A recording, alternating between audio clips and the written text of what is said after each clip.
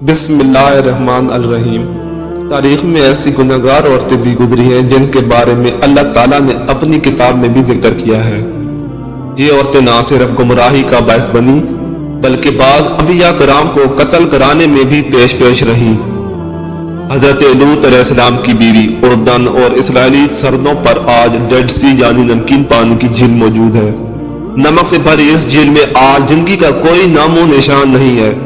ताहम आज से हजारों साल पहले ये इंतहाई सरखेज इलाका था जहाँ सदूम अबमूरा नामी शहर आबाद था। यही वो कौम थी जिस पर अल्लाह ताला ने लूत अलैहिस्सलाम को नबी बनाकर भेजा था।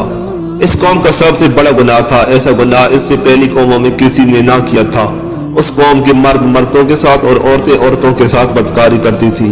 हजरत लूत अलैहिस्सलाम की बीवी जिसका नाम वाइला था, वो बज़ाहिर तो लूत अलैहिस्सलाम की बीवी थी, लेकिन अंदर से वो काफिर थी और अपनी कौम का साथ देती थी। उस बीवी के लिए और क्या बदनसीबी हो सकती है कि ये औरत सारी जिंदगी एक नबी के साथ रहते हुए भी अल्लाह ताला के हुक्म की नाफरमान रही। जब हजरत लूत अलैहिस्सलाम की कौम ने आपकी बातों को मानने से इनकार कर दिया था तो अल्लाह ताला के फरिश्ते नौजवानों की सूरत में इस बस्ती में जाहिर हुए जो हजरत लूत अलैहिस्सलाम के घर में क़याम पजीर हुए। हजरत लूत अलैहिस्सलाम की बीवी जो अपनी कौम में सदूम के साथ मिली हुई थी, उसने जाकर अपनी कौम के लोगों को इन नौजवानों के बारे में खबर दी। इन लोगों ने हजरत लूत अलैहिस्सलाम के घर को चारों तरफ से घेर लिया। इस पर फरिश्तों ने हजरत लूत अलैहिस्सलाम को उस कौम पर अजाब लाने की खबर से आगाह किया और आप अलैहिस्सलाम को हुक्म दिया कि अपने घर वालों को लेकर यहाँ से निकल जाओ। हजरत लूत अलैहिस्सलाम अभी रास्ते में ही थे कि इन लोगों पर अल्लाह ताला की तरफ से पत्थरों की बारिश हो गई। आप अलैहिस्सलाम की बीवी जो उन लोगों का साथ देती थी, वो भी अपनी कौम के साथ तबाह बर्बाद हो गई थी। सदूम के पहाड़ों में आज भी वाइला की आबादी मौजूद है। हजरत लूत अलैहिस्सलाम की बीवी का तज़किरा कुरान पाक के अलावा बाइबल में भी आया है। हजरत नूह अलैहिस्सलाम की बीवी कौम नूह शिर्क जैसे गुनाह में मुब्तला हो चुकी थी। इस कौम के लोगों ने अपने सरदारों ने और नेक लोगों के बुत बनाए, इनकी इबादत और पूजा शुरू कर दी। अल्लाह ताला ने हजरत नूह अलैहिस्सलाम को इस कौम पर मबऊस फरमाया। ये कौम इतनी जालिम और नाफरमान थी, इस कौम के लोग आप अलैहिस्सलाम के घर दाखिल होकर आप अलैहिस्सलाम पर जुल्म करते और आप अलैहिस्सलाम को भी यार मददगार छोड़ जाते। हजरत नूह अलैहिस्सलाम को मजलिसों से निकाल दिया जाता था। हजरत नूह अलैहिस्सलाम की बीवी भी इन काफिरों से मिली हुई थी। मुफस्सिरीन हजरत नूह अलैहिस्सलाम की बीवी बहला या बागला बयान करते हैं। ये औरत काफिर ही नहीं बल्कि उनका रहन भी काफिर जैसा था। हजरत नूह अलैहिस्सलाम की बीवी काफिरों में शरीक होकर आप अलैहिस्सलाम को दीवाना और मजनूवार करार देती थी। ये औरत बुतों की बड़ी तारीफ करती थी। जब कोई बंदा बुतों को छोड़कर एक खुदा की तरफ माइल होता था तो ये औरत अपनी कौम में जाकर इस आदमी का नाम बताती थी, जिससे उस कौम के लोग इस बंदे को मारते और पीटते थे। इस तरह से वो बंदा डर और खौफ के मारे फिर से बुतों की पूजा करने पर मजबूर हो जाता था। वाइला नाम की इस औरत ने हजरत नूह अलैहिस्सलाम के एक बेटे याम को भी कुफर में मुब्तला कर दिया था। लिहाजा आपका यह बेटा भी मां की तरह काफिरों से मिलकर आप अलैहिस्सलाम की मुखालफत करता था। अल्लाह ताला ने उस औरत की बदबख्ती कुरान पाक में भी बयान किया है। इसकी तफसीर अहवाल बाइबल में दर्ज है। जब अल्लाह ताला ने हजरत नूह अलैहिस्सलाम की कौम पर सैलाब का अजाब नाजिल किया तो आप अलैहिस्सलाम की बीवी और नाफरमान बेटा याम भी अपनी कौम के साथ बर्बाद हो गए। दलाइला वो औरत है जिसका नाम सदियों से बेवफाई और दगाबाजी में बहुत मशहूर है। दलाइला का जिक्र कुरान पाक और बाइबल में पढ़ने को मिलता है। वाक़या कुछ यूं है कि हजरत मूसा अलैहिस्सलाम की वफात के बाद बनी इसराइल की कौम अमालिका की महकूम बन गई तो अल्लाह ताला ने उस कौम में बहुत ताकतवर लड़के को पैदा किया था जिसका नाम सिमसन था। सिमसन इस कदर ताकतवर था कि अकेला ही 1000 बंदों का मुकाबला कर लेता था। कौम बनी इसराइल ने इस बंदे की बहादुरी और सलाहियत देखते हुए सिमसन को अपने काजी के ओहदे पर फायज कर दिया था और इसकी ताकत के जरिए कौम बनी अमालिका पर फतह हासिल करने की कोशिश में लग गई थी। तो दूसरी तरफ कौम अमालिका सिमसन की ताकत पर काबू ना पा सकी। उन्होंने अपनी कौम की एक लड़की जिसका नाम दलाइला था, उसको सिमसन की बहादुरी और सलाहियतों का राज जानने के लिए सिमसन के पास भेजा था। उसने उस लड़की को अपनी सलाहियत के सब राज भी बता दिए थे।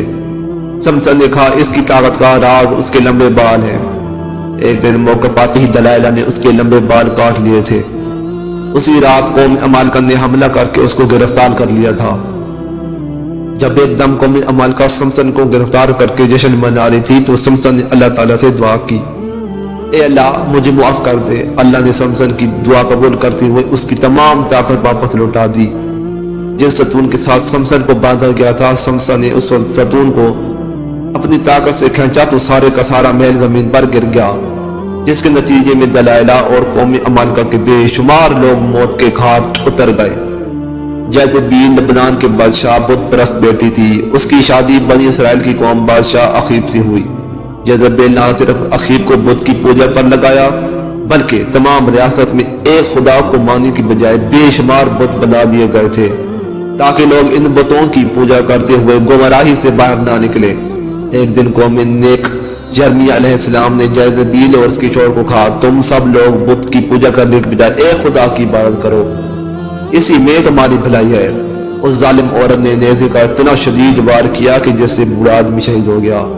حضرت جرمیہ علیہ السلام نے اس عورت کو بددعا دی کہ بہت جلد ہی تیرے حسین و جمیل بدن کو کتے نوچ نوچ کر کھائیں گے۔ اس کے بعد اللہ تعالیٰ نے اس قوم پر حضرت الیاس علیہ السلام کو بھیجا، تاہم یہ ملکہ ایمان لانے کے بجائے آپ علیہ السلام کو بھی مارنے کے لیے تیار ہو گئی۔ پھر ایک دن حضرت جرمیہ علیہ السلام کی بددعا رنگ لائی اور ملک اسرائیل پر سردوں کے وحشی قبائل نے حملہ کر دیا۔ ان لوگوں نے ملکہ جیزبیل کو زخمی حالت میں سڑک پر پھینک دیا تھا، یہاں تک کہ بہت سے جنگلی کتے جیزبیل کے ارد گرد جمع ہو گئے تھے۔ کتے نے اس کی لاش کو نوچ نوچ کر کھا لیا تھا۔ عطالیہ حضرت الیاس علیہ السلام کے دور سے تعلق رکھنے والی ایک جیزبیل کی بیٹی تھی۔ اس کا نام عطالیہ تھا۔ وہ لڑکی بھی اپنی ماں کی طرح بہت حسین و جمیل عورت تھی۔ یہ بھی کافر تھی۔ اس کی شادی یہودا کے بادشاہ جہورام سے ہوئی تھی۔ اس قوم میں بھی ہر جگہ بتوں کی عبادت ہونے لگی تھی۔ اس قوم پر بھی بیشی لوگوں نے حملہ کیا تھا، جس کی وجہ سے بیشی لوگوں نے یہورام کو بھی قتل کرنا چاہا۔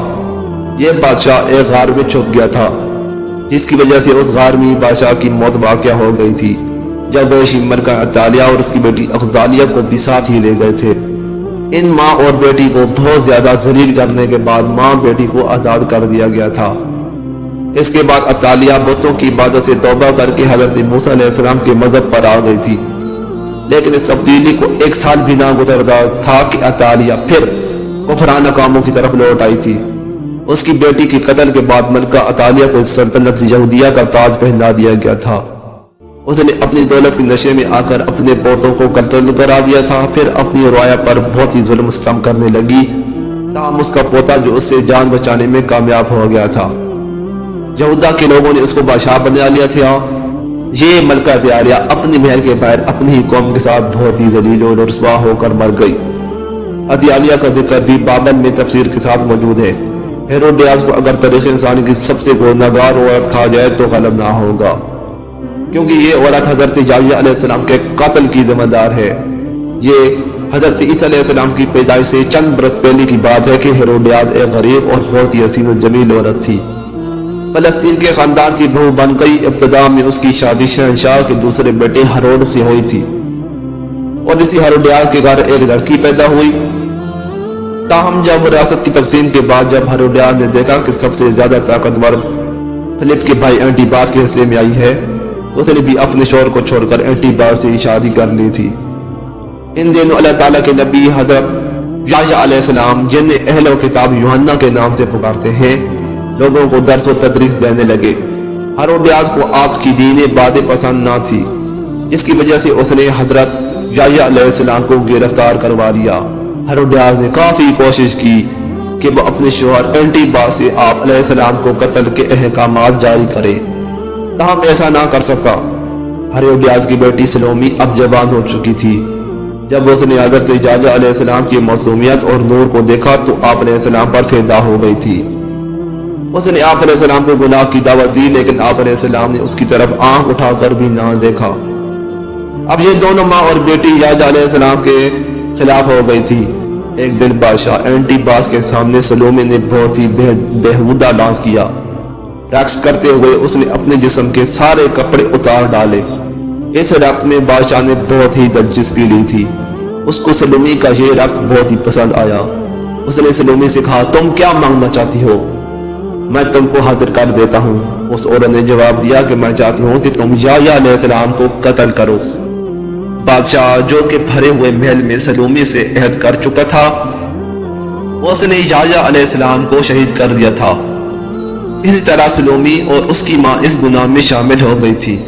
ام جمیل ابو لہب کی بیوی تھی، جس کا اصل نام عروہ بنت حرب ہے۔ اس کی آنکھیں کا بھینگا پن نمایاں تھا، جس کی وجہ سے اس کو لوگ کانی کہا کرتے تھے۔ قرآن پاک میں اللہ تعالیٰ نے ابو لہب اس کی بیوی کو انتہائی سخت الفاظ میں بیان کیا ہے۔ اس کی وجہ ابو لہب اور اس کی بیوی کا نبی صلی اللہ علیہ وآلہ وسلم کے ساتھ سخت مشرکانہ رویہ ہے۔ یہ دونوں میاں بیوی آپ صلی اللہ علیہ وآلہ وسلم کو تکلیف اور اذیت پہنچانے کا کوئی موقع حاصل نہیں جانے دیتے تھے۔ روایت کے مطابق ام جمیل آپ کی راہ میں کانٹے بچھایا کرتی تھی۔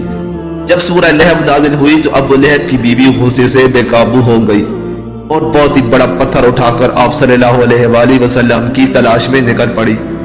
یہ کعبہ میں حضرت ابو بکر رضی اللہ عنہ کے سامنے اس حالت میں آئی کہ اس کے منہ سے جھاگ نکل رہی تھی۔ یہ نبی اکرم صلی اللہ علیہ وآلہ وسلم کے خلاف نازیب الفاظ پڑھ رہی تھی، حالانکہ اس وقت آپ صلی اللہ علیہ وآلہ وسلم حضرت ابو بکر کے ساتھ ہی موجود تھے، لیکن اللہ تعالیٰ کی رحمت کرم سے ام جمیل آپ صلی اللہ علیہ وآلہ وسلم کو نہ دیکھ سکی تھی۔ وہ وہاں سے گھر کی طرف روانہ ہو گئی تھی۔ بے شک ام جمیل تاریخ کے بدبخت ترین عورتوں میں شامل ہے، کیونکہ اس نے نبی آخر زمان سرور کائنات بجائے تخلیق کائنات حضرت محمد صلی اللہ علیہ